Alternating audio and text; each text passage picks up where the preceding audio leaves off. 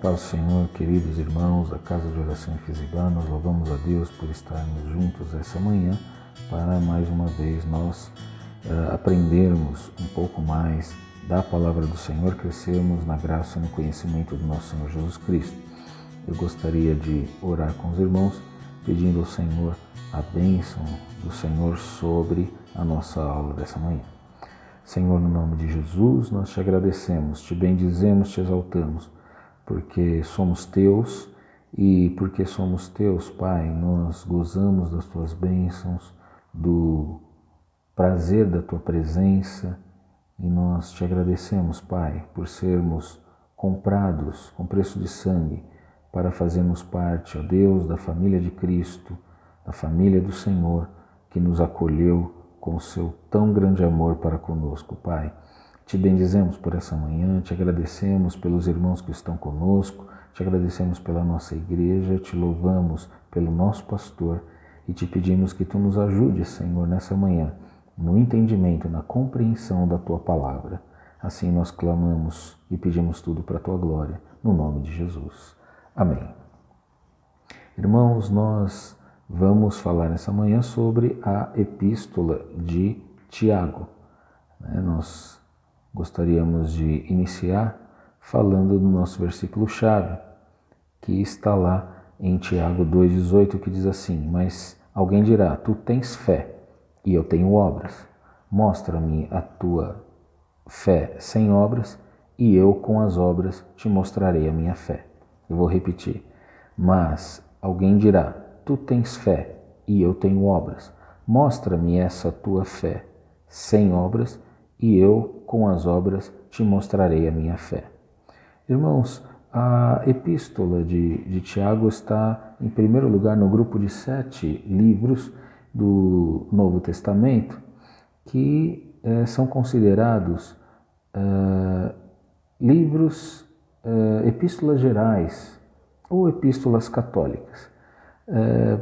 Claro que algumas igrejas, todas as igrejas evangélicas, na verdade, elas estiveram hesitantes por aceitar, por razões óbvias, esse termo católicos, na descrição dessas 7 cartas. Mas o termo, ele é um termo grego, que menciona cacólico, que quer dizer geral, universal. 2 adjetivos latinos, que é generalis e universalis, eles traduziriam bem essa palavra, mas a Vulgata Latina, que os irmãos sabem, é a tradução do latim para o latim da Bíblia, a tradução da Bíblia para o latim, ela traduziu essa palavra como católicas. E é a partir daí, a partir da Vulgata Latina, que o título Epístolas Católicas se tornou uso comum entre os tradutores e os estudiosos. A Epístola de Tiago pertence, irmãos, a uma classe, a uma classificação de literatura bíblica, denominada literatura de sabedoria. O seu propósito, ele é caracterizado por instruções para o viver diário, por uma compreensão da perplexidade da vida, de todos os livros do Novo Testamento. Tiago é o menos doutrinário, é o mais prático. Contudo, as palavras desse livro prático têm o seu encanto, têm a sua maravilha. O testemunho de alguém chegado ao Senhor Jesus Cristo durante o seu ministério terreno, o ministério de Cristo na terra, de alguém que compreendeu erroneamente o Senhor Jesus Cristo ou não o compreendeu, mas que depois reconheceu o Senhor como o Senhor da glória. É um livro que ele deve ser estudado, é um livro oportuno, porque fala da nossa vida, fala acerca dos problemas da nossa vida. Nós temos aí a palavra Iacobos, falando de Tiago, que está relacionado a Jacó. né? É uma palavra que se relaciona com Jacó, né? É um forte indício já sobre a autoria do livro de Tiago, uma vez que muitos contradizem, né, dizem que não foi o irmão de Jesus que foi quem escreveu essa carta, porque existiam vários homens chamados Tiago, e que só no Novo Testamento são 4. Né? Mas somente um personagem, somente um homem proeminente poderia ter usado esse nome sem maior identificação. E o único que se ajusta a isso é Tiago, irmão de Jesus. Né? Como nós vemos, Jacobós, que está relacionado a Jacó, né? Então já temos aí o primeiro indício. Mais evidências mais profundas apontam para a autoria desse livro ser, o autor desse livro ser o irmão de Jesus Cristo. Observamos que essa carta ela tem mais ensinos de Jesus, especialmente relacionados ao Sermão da Montanha, do que todas as outras cartas apostólicas juntas. Né? É óbvio que o autor ele teve uma proximidade com Jesus Cristo, né? Ele foi achegado de Jesus Cristo, né, para ser capaz de produzir com tanta independência, né, ensinos de maneira que viessem a ser relacionados com os ensinos de Jesus. A penetração de Tiago na relação dos ensinos de Jesus para com a lei é muito especial no livro de Tiago e significante na epístola, considerando que Jesus não aboliu a lei, mas ele se aprofundou e esclareceu o propósito da lei. É claro e manifesto que o autor era judeu. Ele fala de Abraão como nosso pai, chama o lugar de adoração de sinagoga, ele usa a palavra hebraica Geena, né, e uma palavra especialmente judaica para falar sobre Deus. Ele fala o Senhor dos Exércitos, ele chama o Senhor dos Exércitos lá no capítulo 5, no verso 4, que diz assim: eis o salário dos trabalhadores que ceifaram os vossos campos e que por vós foi retido com fraude, está clamando. E os clamores dos ceifeiros penetraram até aos ouvidos do Senhor dos Exércitos. Ou seja, ele fala aqui do Senhor dos Exércitos, né? Tratando, né? Nos remetendo a essa fala, a esses termos judaicos, né? Que apontam para essa origem judaica do autor, que aí já está mais claro o próprio irmão de Jesus Cristo. O vocabulário dessa epístola ele é repleto de termos de agricultura e de vida doméstica, e a familiaridade com que o autor mostra, né, com a Palestina é mostrada ali nos nomes dos ventos, como por exemplo no verso 11 do primeiro capítulo, que diz assim: porque o sol se levanta com o seu ardente calor, e a erva seca, e a sua flor cai, e desaparece a formosura do seu aspecto. Assim também se murchará o rico em seus caminhos. Ele fala da chuva temporã e serôdia. Sede, pois, irmãos, pacientes, até a vinda do Senhor. Eis que o lavrador aguarda com paciência o precioso fruto da terra, até receber as primeiras e as últimas chuvas. Ou seja, a temporã e a serôdia, isso está lá no capítulo 5, verso 7. A menção de uma figueira também é um indício ali no texto de Tiago. Ele menciona a figueira, ele menciona o adultério espiritual, quando ele fala sobre a amizade com o mundo sendo inimizade para com Deus, né? E Também fala da ordem para limpar as mãos, né? No capítulo 4, verso 8, e tudo isso tem um forte indício, isso nos remete ao Antigo Testamento. Então existe aí um tom veterotestamentário muito importante, muito distinto. Mas por que o autor não logo se apresentou como irmão de Jesus?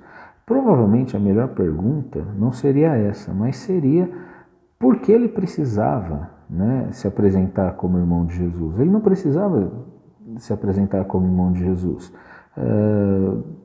Ele era de fato o Tiago que nós vemos em Atos, que nós vemos em Gálatas, e esse nome era suficiente para ser reconhecido, para a carta ser reconhecida e ela ter credibilidade.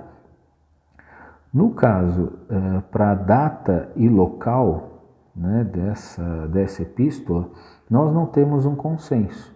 Né? Não temos um consenso para a data e o local. Provavelmente ela foi escrita em Jerusalém, dado o público a que ela foi dirigida. Né? Tudo nessa epístola, ela leva os estudiosos a entenderem e considerá-la a mais antiga dos documentos do Novo Testamento. Né? Alguns dão aí a data de 48 depois de Cristo, alguns mais radicais dão 40 depois de Cristo. Mas visto que a carta foi escrita antes do Concílio de Jerusalém, que aconteceu em 49 depois de Cristo, uma data aceitável ou melhor, o período aceitável é que seja de 45 a 48 depois de Cristo. Esse período é o período mais aceito pelos estudiosos. Quem eram os leitores dessa carta? Os leitores dessa carta, nós vemos ali no primeiro versículo, né, do primeiro capítulo, diz: Tiago, servo de Deus e do Senhor Jesus Cristo, às 12 tribos que se encontram na dispersão. Saudações. A palavra dispersão era um termo técnico, né, usado um termo técnico para os judeus que estavam espalhados pelo mundo, o mundo gentil. Né? A expressão 12 tribos era usada pelos judeus como sinônimo para expressar a unidade do povo escolhido de Deus. Né? O tom geral dessa carta conclui ela exclui, na verdade, toda a possibilidade de que ela fosse escrita para um judeu não cristão. Os leitores haviam experimentado ali o milagre da redenção. O autor fala lá no capítulo 2, verso 7, o bom nome pelo qual sois chamados, exorta, né, a aguardarem pacientemente a vinda do Senhor, a anteverem a promessa da coroa da vida. Então, essa linguagem ela é peculiar aos cristãos, que reconhecem Jesus Cristo, que reconhecem o Messias em Jesus Cristo. Ou seja, é a grande evidência de que esse texto foi escrito para os judeus cristãos, não a todos os judeus. Né? Temos que observar aí o fato de que Atos 2, que conta, né, sobre o Pentecoste, sobre a pregação de Pedro, muitos daquelas 3.000 almas que estavam lá eram judeus, foram convertidos e voltaram para o seu país. Nós vemos também uma perseguição muito ferrenha aos cristãos, aos judeus cristãos também, logo após a morte de Estevão. Então eles estavam na Palestina e se dispersaram. Aquelas 3.000 almas, elas voltaram para os seus países. Ou seja, os judeus cristãos estavam muito pulverizados. Então houve a necessidade de Tiago escrever a esses judeus cristãos. O propósito da carta, irmãos, conforme nós já vimos, a Epístola de Tiago é um livro mais prático do Novo Testamento. O autor escreveu para dar conselhos práticos e encorajar aqueles que estavam sendo oprimidos. A carta ela foi escrita para corrigir certas tendências conhecidas na conduta para controlar os cristãos, confrontar os cristãos com as responsabilidades cristãs. Ela foi escrita como literatura de sabedoria, produto de uma experiência pessoal, não uma experiência teórica, mas uma experiência real. É um quadro da vida cristã em meio às dificuldades, às condições sociais, num ambiente hostil para os cristãos, especialmente os judeus cristãos. Não há nenhuma discussão doutrinária na Epístola de Tiago. Não fala sobre a morte de Jesus Cristo, a justificação pela fé, ela não é apresentada com a supremacia de Jesus Cristo, mas ela, nos termos e nas expressões usadas por Tiago, nós acabamos solidificando esse conceito do cristianismo, acerca do cristianismo, aquilo que era peculiar ao cristianismo e solidificando a fé em Jesus Cristo. Expressões como, por exemplo, no capítulo 1, verso 18, segundo a sua própria vontade nos gerou. No 1:21, a palavra em vós implantada, os herdeiros do reino. Ele fala também, como nós já dissemos, o bom nome pelo qual sois chamados. O autor não esconde sua visão acerca da natureza de Jesus Cristo. Através do termo Senhor, por analogia, ele refere-se a Jesus Cristo. No capítulo 2, verso 1, Jesus é objeto de fé e de adoração, consequentemente. A carta dá testemunho da divindade de Jesus Cristo. A carta diz que ele é o juiz, está à porta, o seu nome é recurso do cristão, tanto na doença quanto no pecado. O cristianismo, no capítulo 2, verso 1, ele é descrito como crença no Senhor Jesus Cristo, Senhor da glória. Ainda que não haja uma preocupação no contexto mais teológico, Tiago reforça elementos básicos do cristianismo teologicamente apresentado no texto. Ou seja, ele tem esse paradoxo, ele não se preocupa com isso, mas os elementos que ele traz reforçam toda a característica do cristianismo e de seu Senhor, que é o próprio Senhor Jesus Cristo. Muitos criticaram essa carta. Muitos criticaram essa carta, Lutero foi um deles, porque achava que ela contradizia a doutrina de Paulo sobre a justificação pela fé.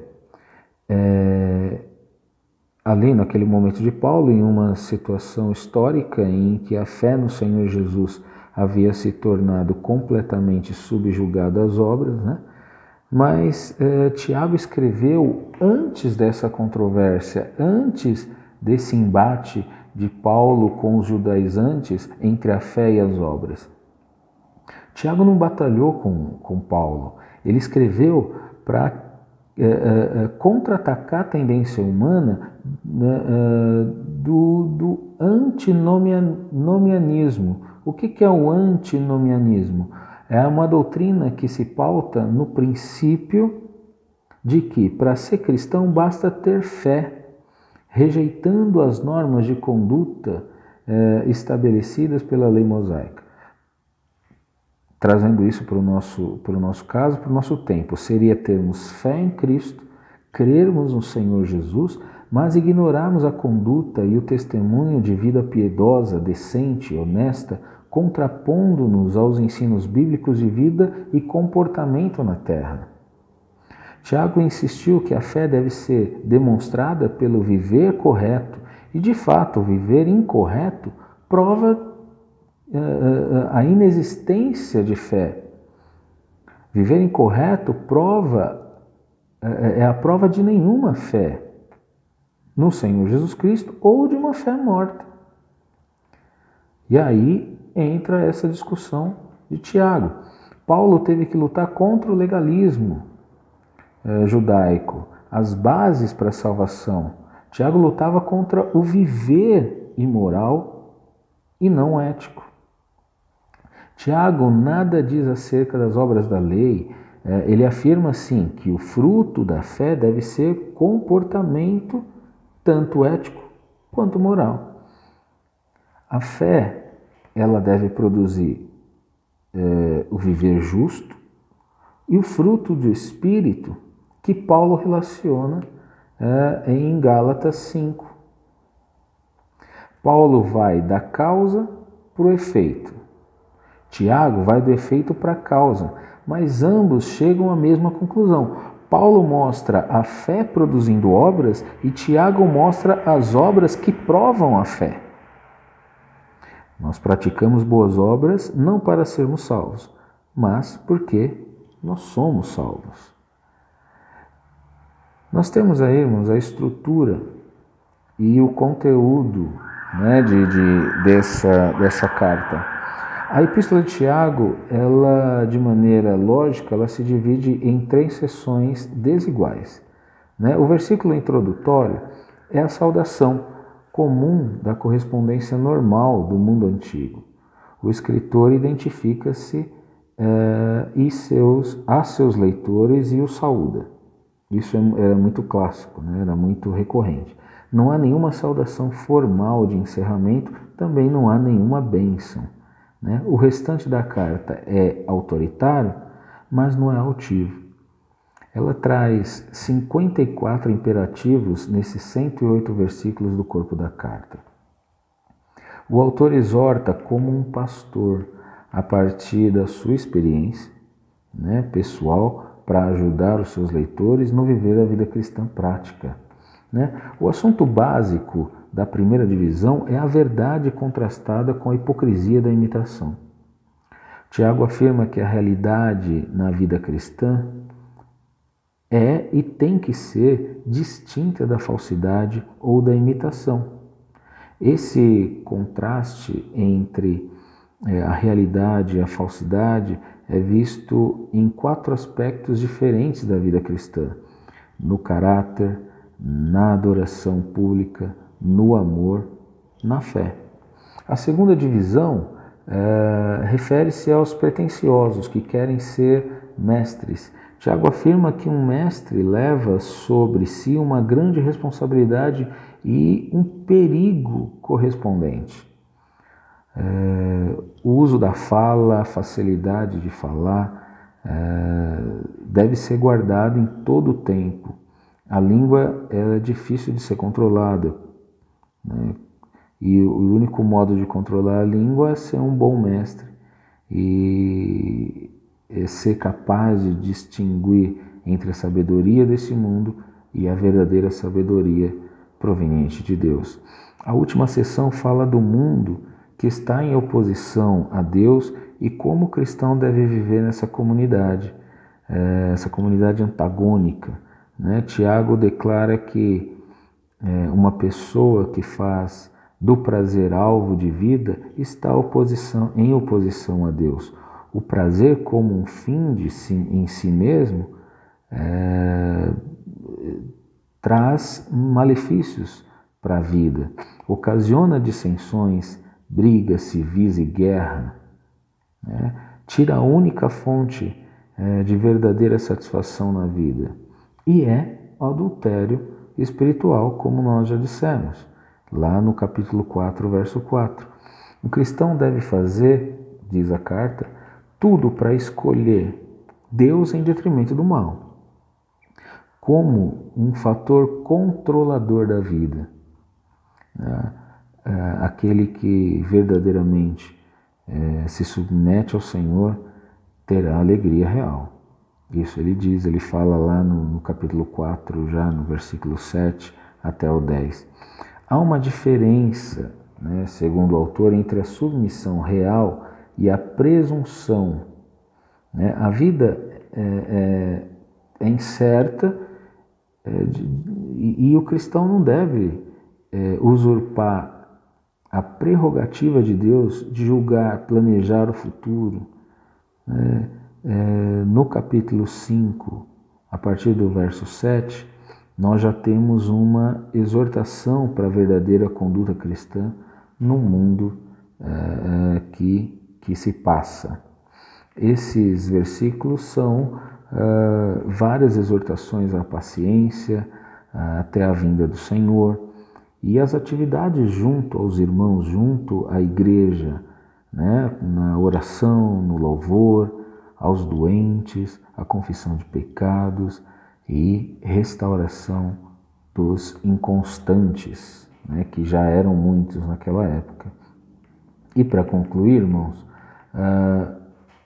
as pessoas que em Tiago estava escrevendo, elas não eram desprovidas de ortodoxia. Elas tinham base. Se elas fossem desprovidas das doutrinas básicas do cristianismo, ele teria corrigido isso. E nós teríamos outro livro sobre doutrina. O que Tiago escreveu sobre uma falha no viver diário, viver prático, não é teoria. Ele escreveu um retrato muito peculiar da época, mas que nós podemos trazer para a nossa vida também. Esse livro seria sem valor se ele ficasse sozinho. Né? Ele não assenta os alicerces da fé cristã, como Paulo fez e outros escritores do Evangelho fizeram, mas ele mostra a necessidade de edificar uma vida cristã honesta sobre o alicerce já construído, sobre o conhecimento que nós já temos. Né? As faltas contra as quais Tiago escreveu, né? Fé sem obras, palavras sem atos, censuras, ambição, amor desordenado pelo ensino, dá lugar à riqueza e à posição, tratamento depreciativo dos pobres, cobiças sobre capa de religião, enfim. Eles eram e são tipicamente dos maus fariseus. Né? São características dos maus fariseus. Tiago estava exortando os seus leitores a transcenderem o judaísmo, né? O formalístico, né? Aquele judaísmo formal na prática, e viverem uma vida com Cristo, uma vida de fé em Cristo. Eles haviam aceito Jesus como Salvador, aceitado Cristo como Messias, agora deveriam se portar como verdadeiros discípulos do Senhor, não como os maus fariseus. Não. Tudo isso nos leva a considerarmos essas palavras e analisarmos a nossa própria vida. E que essa análise seja honesta, seja fiel, e possamos aprumar a nossa vida aos ensinos de Tiago, que reproduz os ensinos de Cristo, fortalecendo a nossa fé e fazendo assim produzir boas obras perante o mundo. Então, que seja o livro de Tiago um condutor, né, de ensinos, para que a nossa vida não seja uma vida de falhas e não seja uma vida daqueles que conhecem, mas que não andam segundo aquilo que conhecem do Senhor, conhecem de Cristo, o que é tão fortemente combatido no livro de Tiago. Que seja assim, irmãos, a nossa vida, a nossa conduta, e que o Senhor possa nos ajudar nessa manhã a sermos verdadeiros e que sejamos verdadeiros adoradores que o adoram em espírito e em verdade, porque são esses a quem Ele procura. Nós vamos orar a Deus, pedir ao Senhor que nos dê essa condição, agradecendo a Deus pela aula dessa manhã. Te louvamos, Senhor, te bendizemos, te exaltamos, porque Tu nos dás, Senhor, as armas para lutar. E nós te agradecemos porque vemos, Senhor, na Tua palavra, nos ensinos que ela nos dá, Senhor, a oportunidade e a chance que temos de aprumar a nossa vida segundo aquilo que Tu queres, segundo a Tua vontade, segundo os Teus ensinos, Pai. Por isso, Senhor, pedimos a Ti, dá-nos poder para sermos, Senhor, ó Deus, como Tu queres, na posição que Tu queres, da forma que Tu queres. Te louvamos por esse dia, te louvamos pelo nosso pastor, que tem nos ensinado, que tem, Senhor, nos instruído, e te pedimos poder para que possamos a cada dia, Senhor, ouvindo a voz do Teu servo, Senhor, agasalharmos o nosso coração a Tua palavra, esconder a Tua palavra no nosso coração, para não pecarmos contra Ti. Abençoa o Teu servo com toda a sorte de bênção. Alcança a sua família. E, Senhor, ó Deus, venha enchê-lo, Senhor, ó Pai, de alegria. Venha enchê-lo, Senhor, de saúde, de bens. Para que, Senhor, ó Deus, a cada dia nós, ó Deus, nos alegremos juntos, Senhor, por aquilo que Tu fazes em sua vida e por aquilo que Tu podes fazer por nós, Senhor. Te agradecemos, Pai, pela Tua igreja, pela Tua casa e por todos os alunos. Abençoa cada um, que todos sejam abençoados por Ti, Senhor, de forma especial nesse dia. Todos sejam alcançados naquilo que precisam, naquilo que necessitam. Por isso, Pai, fica conosco e nos ajude nesse dia. Para a glória do Teu nome nós clamamos. Amém. Irmãos, que Deus abençoe o lar, a vida de cada um dos irmãos. Eu vou me despedindo, agradecendo a Deus pela vida dos irmãos. Que Deus abençoe, irmãos. Fiquem na paz.